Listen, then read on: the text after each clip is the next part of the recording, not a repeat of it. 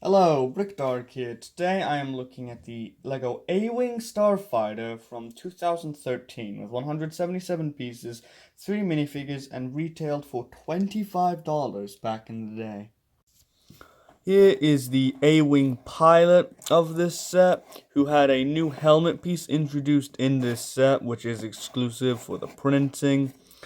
Not entirely sure if this torso print and legs are exclusive. We've gotten a lot of A-Wing pilots in the lighter green, so I'm not sure if this dark green print is exclusive. He comes with a wrench and actually an exclusive face print, so where he looks angry and determined on one side and scared or like he's about to crash. And this face, I do believe, is based off of an actual pilot in Return of the Jedi, specifically the A-Wing pilot who destroyed the Executor, which I still don't really believe how this small ship managed to destroy a Super Star Destroyer just by hitting the bridge. But regardless, it's still really cool to get an exclusive face print, since nowadays it's often just like the same 3 face prints reused, so it's really cool to get an exclusive face print based off an actual character in the movie. Han Solo's here as well, rocking his Return of the Jedi attire with the brown pants with the blaster holster. Torso print is pretty similar to what we've been seeing for the past decade about. He does not have the special Han Solo hairpiece. This is one of the last times I think we got him with this hairpiece. I think the last time was in 2015 in the Tidarium. Comes with a small blaster, no alternate face print, and yeah, that's about it for Han Solo. Not a super interesting character to get, but it's nice to get him in the Return of the Jedi attire, as that's not too common compared to his Episode 4 attire. We also get Admiral Akbar in this set, which I think is really cool. He previously only came in, I think, the Mon Calamari cruiser, which was a weird set. It wasn't the whole cruise, it was just like a command bit and then like a little hangar, which also had an A-Wing. It's the same head mold that they used for a lot of Mon Calamari. They didn't really give it exclusive prints like they do now. However, it's still just really nice to get this figure in such a cheap $25 set, since he came in one like $100 set, and then we got him again, and I think the episode 7 attire with the distance transport B-Wing thing. It's really nice to get him in here. He does come with a clear cup, which I'm not entirely sure the reason behind this, but I mean, it's cool to get. It's not a blaster, so that's pretty interesting. And then the head mold is just one mold, hard plastic, goes on the head, pretty standard, no leg printing, and some back torso printing. So that's it for Admiral Akbar. Really cool inclusion in this set, and one that they didn't really need to do, but they went ahead and did anyway. Taking a look at the A-Wing, you can really tell it's like a solid model. However, it's dated. It's very dated by modern A-Wings. This is the last A-Wing to not have these spots properly slanted. They're supposed to be like at a 45-degree slant. This one just had them straight down. They hadn't really figured out how to get the proper technique down in 2013, which is a bit of a shame, but it still looks good. The A-Wing still looks good, don't get me wrong. It's just a bit of a shame they couldn't get these to slant correctly. There's quite a lot of stickers on this set. You'll see at the front you have some stickers as well as a bit of damage, which is a really nice detail. More stickers at the back and stickers on the windshield, which, yeah, they put stickers on the windshield piece. I'm surprised, like, 7 or 8 year old me or whatever it was managed to put these on as well as I was. Because, my god, these are just a nightmare to put on and line up properly. Now, you do have the hyperdrive at the back, which can be removed very easily.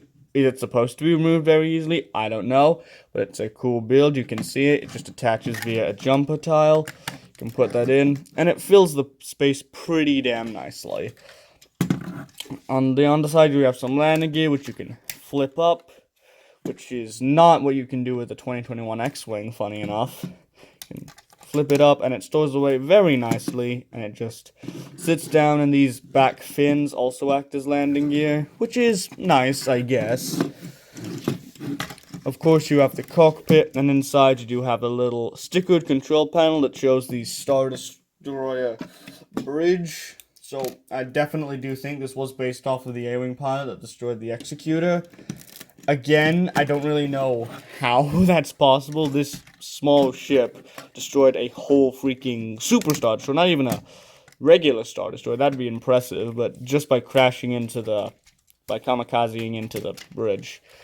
Kind of hard to believe, but that's a fault against the movie itself, and I like how they went with that extra mile for the detailing. You do have two sets of flick-fire missiles on the side, which look pretty nice. You can push these out, and they work well. I don't like flicking these because it's near impossible, but this was like the last year of mainstream flick-fire missiles, because 2014 introduced stud shooters, and I guarantee we would have seen stud shooters or spring-loaded shooters or something on this had this been released a year later.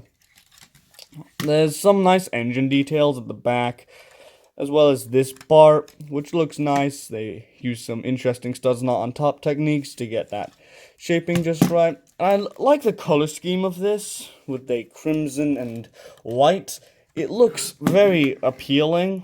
Like, it's the color scheme they used for the UCS A-Wing. I really like this. I think the green and the white looks really good on the Resistance A-Wing, especially with that gold hints, but like the Rebels A-Wing, which came in like the Darth Vader's TIE Advance with that tan coloring, just didn't look that good. But overall, that's about it for the build of this. There's no additional little like hanger thing to get into the cockpit, like ladder. There's nothing like that. It's just the A-Wing. And for sub 200 pieces, this is definitely worth the $25 you would have been paying back in 2013. Like, this feels like $25 worth. They're not skimping you out by giving you like a $15 model and charging a premium because it has Admiral Akbar. No, you really do get your money's worth with this thing, with this vehicle, and it's one of my favorite sets I got from 2013. Of course, it's no gunship, obviously, but it's a good set from 2013, and I do definitely recommend it. So let's take a look at the instructions, and then I'll give my complete final thoughts. Instructions are meaty for $25 sub 200 piece set, but on the back you do have Lego Club advert, rest in peace. And then you do have this minifigure checklist, not a set checklist, just a minifigure checklist. And I have the Clone Troopers vs. Droidekas battle pack, which isn't a good battle pack. I mean, the Sergeant's cool, but it's not a good battle pack.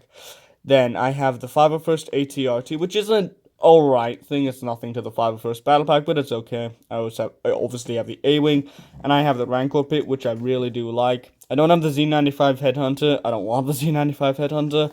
And I don't have the Old Republic battle pack, which I do want, but it's kind of like, where do I put it in my display? Because I don't really want to get any of the other Old Republic sets, but those Republic troopers and original Sith troopers, which are the cooler version in my opinion. They look really nice. So yeah, that's about it for the instructions. So I do really like this A-Wing, even though it has a couple of flaws, but the big one being that these fins aren't slanted. I know that this was 2013, and they've obviously come a long way with the Rebels A-Wing, the Resistance A-Wing, and then the $40 A-Wing from 2017, which, yes, did in fact come out. They've managed to get the fins at the end to properly slant. This was the last A-Wing that didn't have that.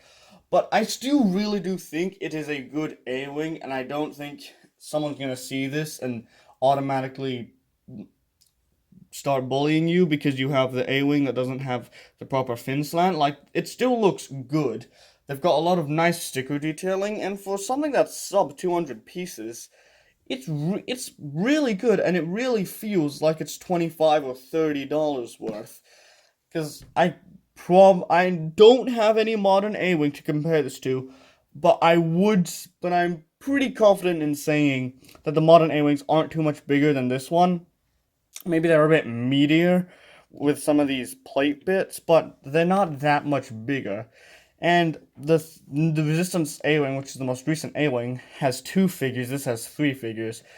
And it has Admiral Akbar and a very specific A-Wing pilot, which here's another thing I really like about this set. How they went above and beyond to make this a specific A-Wing with a specific A-Wing pilot.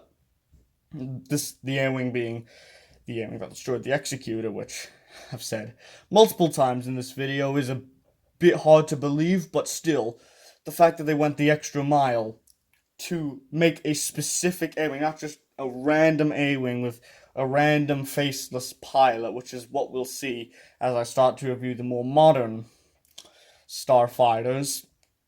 No, they made a specific A-Wing with the control panel, the damage, the A-Wing pilot, and his exclusive face, which I really do like. They just really went the extra mile, and I really appreciate that, and it makes up for the fin detailing not being quite right. The other 2 figures, Admiral Akbar is very nice to get in such a cheap set. It's not a figure you'd really expect to see in such a cheap set, but it's a great figure to get in a cheap set. And then Han Solo is nothing too special, but we don't really get the Return of the Jedi Han Solo that often, so I think it's okay. At least it's not the episode 4 Han Solo. My god, we get that like nearly every year, and it's really annoying. But overall, I would say if you want this A-Wing, like, go for it. I can't imagine it's that expensive on eBay, though I haven't checked.